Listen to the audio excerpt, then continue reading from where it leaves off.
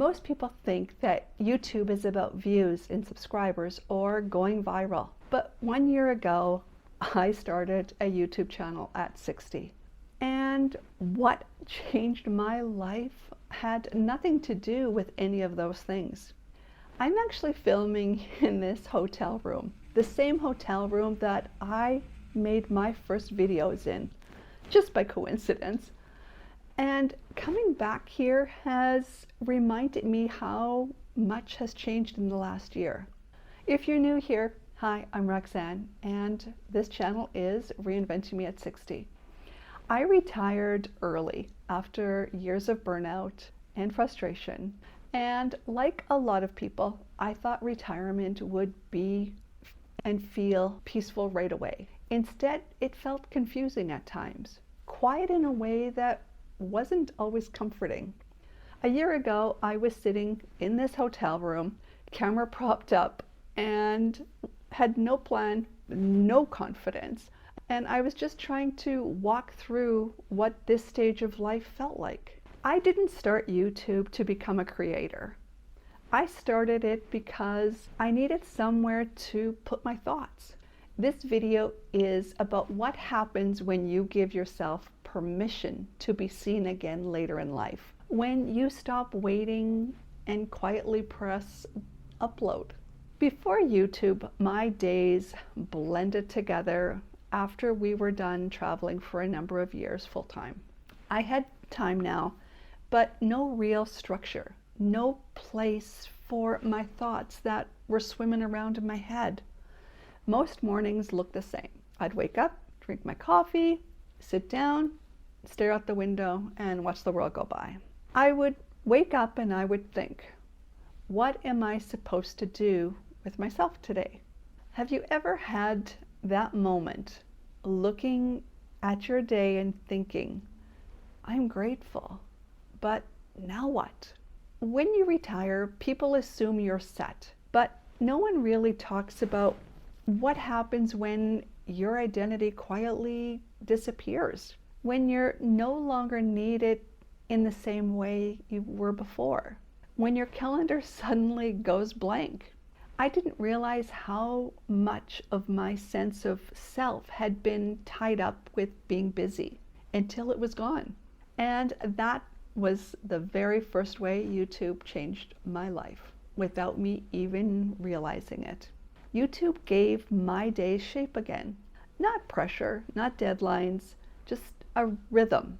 Thinking about ideas, reflecting on my own experiences, propping up the camera on a stack of books, and filming a video, editing it, and letting it go out into the world. For the first time since returning home, my weeks had a beginning, a middle, and an end. And that simple structure grounded me more than I had expected. I wasn't busy. I was engaged. I went from drifting through my days to actually looking forward to them in a different kind of way. People always ask about the numbers, so let's talk briefly about them. Yes, I gained subscribers. Yes, some videos did better than others, but most didn't. If you've been around for a while, you'll know that I got no views and no subscribers on the first week I was on YouTube. I was posting to the void, but I didn't get discouraged. I was prepared for that silence. And yes, I was very fortunate to get monetized in less than a month. And I'll be honest, I can't say it was strategic or that I knew what I was doing.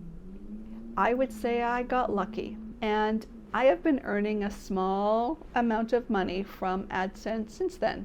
But here's the real stat that you may not have heard. 90% of YouTube channels never make money. 90%. So most don't grow quickly, especially not in the first year. So yes, I am lucky to be part of that 10% making a bit of AdSense money. But here's the truth. I thought the money and the milestones would be the exciting part. They weren't. The numbers that changed me weren't analytics. They were the comments from people that were saying, I thought I was the only one. or that's exactly how I feel, or thanks for saying this out loud. That's when I realized something important. Being heard matters just as much as being seen. Maybe you felt that way too. Just that quiet relief when somebody finally says what you've been thinking all along. I also want to be honest about something else. There were many days that I wanted to quit YouTube. Not because I didn't love the conversations we were having, but because I was putting so much pressure on myself to keep up with the big kids in the playground. I'd watch other creators with perfect lighting, perfect thumbnails, millions of views, and I'd catch myself thinking, who do I think I am at 60 trying to do this YouTube thing? In the past, that's exactly where I would have stopped. And I would have said, well, I tried, and quietly walked away onto something else. But this time, I did something different. I made myself a promise at the beginning that I would keep going for 1 full year. No negotiating, no quitting on bad days, and just 1 year of showing up. And then if I still felt overwhelmed or discouraged or hated it, I had full permission to quit. That simple promise to myself changed everything. On the hard days, instead of spiraling, I would just say, not yet, not yet. You promised yourself a year. And for the first time, I kept that promise to myself like I've never before. Holding that promise didn't just keep me on YouTube, it rebuilt my trust in myself. Somewhere along the way, especially as women, we get quieter. We listen more, we accommodate more, we share less of what we really think. Talking to the camera twice a week has forced me to ask myself, what do I actually believe about this issue?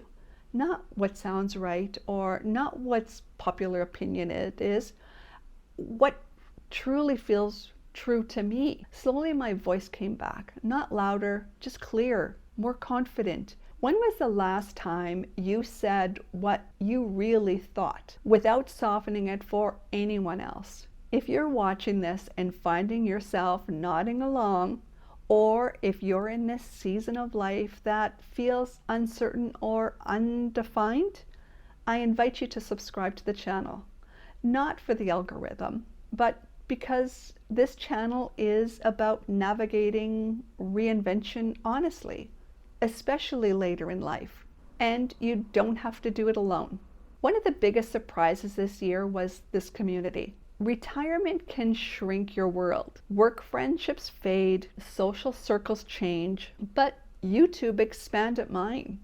People my age, people just starting to ask these questions, people reminding me that this phase of life doesn't have to be small or quiet. Suddenly, I wasn't just talking to the camera in my home. I was sitting in a circle with people all over the world who were saying, me too. That sense of connection changed how I saw myself. And then something deeper happened. YouTube helped me make peace with where I am and who I am. In a sense, it became my very public online therapist. Not rush to reinvent myself, not pressure myself to have big grandiose plans. Just allow myself to be in process. Talking through retirement out loud has helped me stop seeing it as an ending and start seeing it as a pause, a rewrite, or a beginning. I didn't need all the answers. I needed space to ask better questions and space to reflect. Questions like, who am I without a job? What do I actually want my days to feel like? What kind of woman do I want to be at this age? 1 year later, I'm still figuring things out, but I feel more grounded, more connected, more authentic, more reflective, more confident, more myself. YouTube didn't change my life because of success or growth or milestones. It changed my life because of expression. Starting a YouTube channel at 60 wasn't about becoming something new. It was about reclaiming something old. My voice, my curiosity, my sense of possibility. And that's worth celebrating 1 year later. If you've been thinking about starting something new, a YouTube channel, a creative project, a book, let this be your reminder. It's not too late. You're not behind, and your story still matters. If you want to walk this season with someone who's still figuring it all out, you're welcome to stick around. Subscribe and make this part of your own reinvention. I want to thank you for being part of my first year on Reinventing Me at 60. I am so glad you're here, and I'm looking forward to year 2. We'll see you on the next one.